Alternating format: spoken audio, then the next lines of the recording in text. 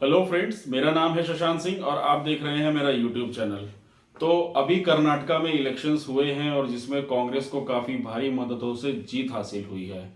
तो जी हाँ दोस्तों, आज का जो टॉपिक है मैं थोड़ा इलेक्शंस के बारे में ही बात करना चाहूँगा। लोगों को अक्सर यही नहीं पता होता कि इलेक्शन है किसके, चीफ मिनिस्टर्स के इलेक्शंस हैं या पीएम के इलेक्शंस हैं। इसको लेके लोग काफ़ी अनअवेयर रहते हैं, तो इसलिए मैंने सोचा कि एक वीडियो बनाया जाए जिसमें इलेक्शंस के रिगार्डिंग मैं थोड़ी बात करूं और बताऊं इलेक्शन किस तरीके से होते हैं, कैसे होते हैं, क्या पूरा रूल प्रोसीजर होता है और किस तरीके से मेजोरिटी हासिल होती है लोगों को।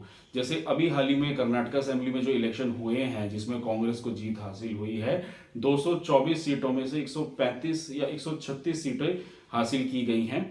तो अब जो ये किस तरीके से जीता जाता है ये पूरा प्रोसीजर मैं इसको समझाने के लिए शुरुआत करता हूं, लेकिन उससे पहले मैं थोड़ा सा हमारे देश का जो 3 टायर स्ट्रक्चर गवर्नमेंट है उसको थोड़ा सा एक बार ब्रीफली एक्सप्लेन करूंगा, उसके बाद में आऊंगा हमारे इलेक्शंस के बारे में। तो देखिए दोस्तों, जैसे कि हमारे देश में 3 टायर स्ट्रक्चर गवर्नमेंट काम करता है, यानी कि सेंट्रल गवर्नमेंट, स्टेट गवर्नमेंट और लोकल गवर्नमेंट।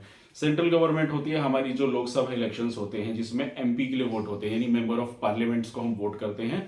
और स्टेट असेंबली जिसके लिए हम लेजिस्लेटिव असेंबली होती है, जिसमें हम विधानसभा बोलते हैं, और इसमें हम मेंबर ऑफ लेजिस्लेटिव असेंबली को वोट करते हैं, यानी जिसको हम एमएलए बोलते हैं। और तीसरा होता है हमारा लोकल बॉडीज, जिसमें हम पार्षद के लिए वोट करते हैं या हम काउंसलर्स के लिए वोट करते हैं, और हम वहाँ पे एक मेयर होता है उसको भी वोट करते हैं।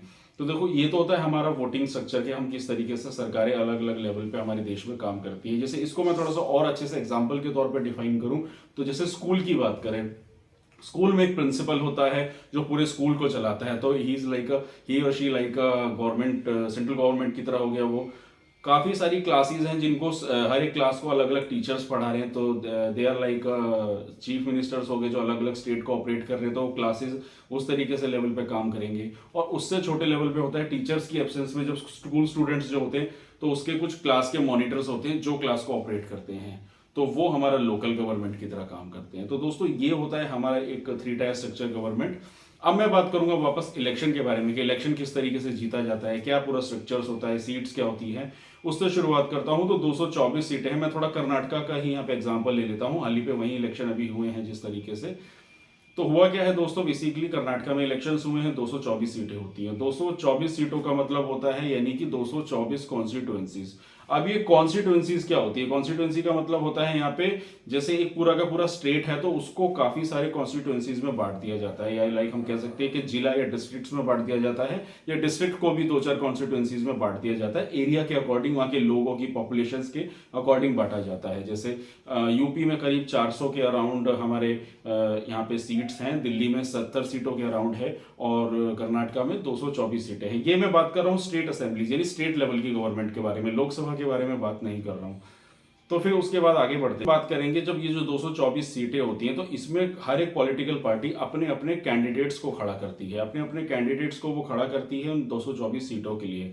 अब जो विनिंग होता है यानी कि किस तरीके से जीतने की प्रक्रिया होती है, इसमें कोई ये स्ट्रक्चर नहीं है कि बस जो सबसे ज्यादा वोट लेगा वो जीत जाएगा। जी नहीं दोस्तों, इसमें कुछ इस तरीके से होता है जितने कैंडिडेट्स जीतेंगे तो और फिर वहां से जब जो जीतता है उसी को हम एमएलए बोलते हैं। अब होता क्या है कि जो मेजोरिटी होती है जीतने की, उसका क्राइटेरिया ये होता है कि टोटल सीट्स का 50% प्लस 1, यानी कि 224 सीटें हैं जैसे कर्नाटका में, तो उसका 50% होता है हमारा 112, यानी कि 112 सीटें प्लस 1, यानी 113 सीटें चाहिए होती है मेजोरिटी के लिए। और कांग्रेस ने यहाँ पे 135 सीट हासिल करी है, तो इसलिए वहां पे कांग्रेस की सरकार बनी है। अब यहां से एक सवाल उठता है कि अगर मान लीजिए कोई पॉलिटिकल पार्टी है जो इस क्राइटेरिया को फुलफिल ही नहीं कर पाती, तो ऐसे केस में गठबंधन की सरकार बनती है जिसको हम कोएलिशन गवर्नमेंट बोलते हैं। जैसे कि आप बिहार, महाराष्ट्र में देखने को मिली है। जैसे बिहार में अभी नीतीश और जो हमारे दूसरे लालू के बेटे हैं तेजस्वी यादव, उनकी गठबंधन की सरकार बनी हुई है। तो दोस्तों, ये होता है हमारे गठबंधन की सरकार और इस तरीके से इलेक्शंस को जीता जाता है। तो ये था दोस्तों मेरा आज का टॉपिक जिसके बारे में मैंने बात करने जा रहा था, इलेक्शंस के बारे में, किस तरीके से इलेक्शंस होते हैं और किस तरीके से लोग जीतते हैं इलेक्शंस में। तो ये था आजकल के लिए मेरा टॉपिक, और आपको अगर मेरा काम अच्छा लग रहा है तो आप मेरे चैनल को लाइक कीजिए, सब्सक्राइब कीजिए, कमेंट कीजिए, और आने वाले समय में ऐसी और इन्फॉर्मेटिव वीडियोस आपको मिलती रहेगी। तो आज के लिए बस इतना ही। Thank you very much.